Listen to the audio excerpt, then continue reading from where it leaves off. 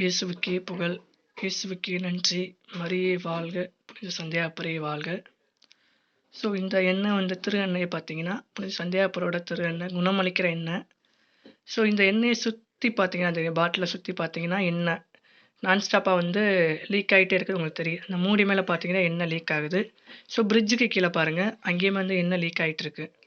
So இந்த ஆலயம் வந்து பார்த்தீங்கன்னா மரவப்பட்டி, அதாவது திண்டுக்கல் மாவட்டத்தில் தாடிக்கொம்புங்கிற வட்டத்தில் மரவப்பட்டிங்கிற ஊரில் வந்து இந்த திருத்தலம் வந்து அமைஞ்சிருக்கு. எண்ணற்ற புதுமைகளை வந்து இயேசு கிறிஸ்து சந்தியாப்பர் வழியாக செஞ்சுட்டு வராரு. எவ்வளோ நோயாளிகள் இங்கேருந்து சுகம் பெறுறாங்க. எனக்கு தெரிஞ்சவங்க கேன்சர் நோயினால் பாதிக்கப்பட்டவங்க அங்கே போய் இந்த எண்ணெயை தேய்ச்சி டாக்டரால் 4 டாக்டர் கைவிட்ட நிலையிலையும் கூட இந்த எண்ணெயை நம்பிக்கையோடு ஜெபிச்சு சுகமாயிருக்கிறாங்க. ஸோ நாங்களும் வந்து இந்த ஆலயத்தை யூடியூப் வழியாக தான் பார்த்து போனோம்.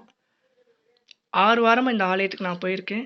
6 வாரத்தில் எங்கள் வீட்டில் நிறைய அற்புதங்கள், அதிசயங்கள், இந்த மாதிரி எண்ணெய் வடிகிறது, நறுமண வாசனை வீட்டில் அடிக்கடி 25 நாள் எங்கள் வீட்டில் நறுமண வாசனை அடிச்சுக்கிட்டே இருக்குது. என் நண்பனையும் கூட இந்த ஆலயத்துக்கு கூட்டிகிட்டு போயிருந்தோம். அவனுக்கு 2 வாரத்தில் அவன் பார்க்குற வேலையில் நல்ல ஒரு மாற்றம். அவனுமே வந்து மனசளவில் ரொம்ப ஒரு டிசப்பாயின்மெண்ட்டாக இருந்தான். அவனுக்குமே மனசில் ஒரு தெளிவு கிடச்சி இப்போ வந்து அவன் ஹிந்துவாக இருந்தும் அவனுக்கு இந்த நம்பிக்கை விசுவாசத்தை சந்தியாப்பர் கொடுத்து வார வாரம் அவனை வர வைக்கிறாரு. நானும் வார வாரம் இந்த ஆலயத்துக்கு வரப்போகிறேன்னு சொல்லி அவனும் சொல்லியிருந்தான். நானுமே இந்த சந்தியாப்பர் திருத்தலத்துக்கு நாங்களும் போகிறோம். எங்கள் அக்கா பையனுக்குமே கூட 25 நாளாக காய்ச்சல், தூக்காத ஆஸ்பத்திரியில். கடைசி எங்கள் மாமா மூலமாக எனக்கு தெரிய வந்துச்சு காய்ச்சல் இருக்கிறது. இப்போ இந்த எண்ணெயை அவங்களுக்கு கொடுத்து சந்தியாப்பர் பிரார்த்தனையை சொல்ல சொன்னோம். 3 நாள் தான் சொன்னாங்க. 4ஆவது நாளே காய்ச்சல் இறங்கி வியாழக்கிழமை போய் அதுக்குமே சாட்சி சொல்லிட்டு வந்தேன். போல என் நண்பன் வீட்லேயுமே வந்து அந்த நறுமண வாசனை திருப்பலி பார்க்குறப்ப அந்த நறுமண வாசனை என் நண்பன் வீட்லேயும் தென்பட்டதா உணர்ந்ததாக அவங்க வீட்லேருந்து சாட்சியை சொன்னாங்க.